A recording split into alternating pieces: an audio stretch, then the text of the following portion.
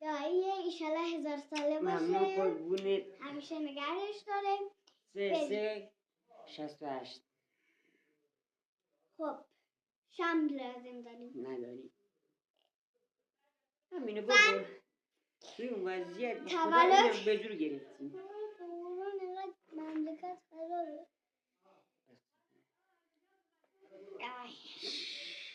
من باید ببرم، تو چرا بریدی؟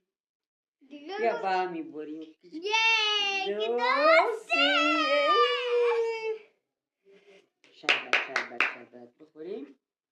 خب شربت بذار از آخرش.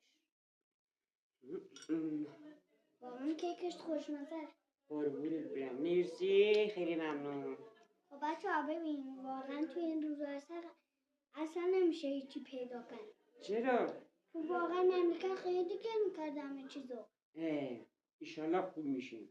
ایشالله. شربت میخوریم؟ بریم. یه شربتمون بخور. من نمیخورم، بیا. قربونت برم. میشه جونت. از سرم دنبال کنید. خداحافظ.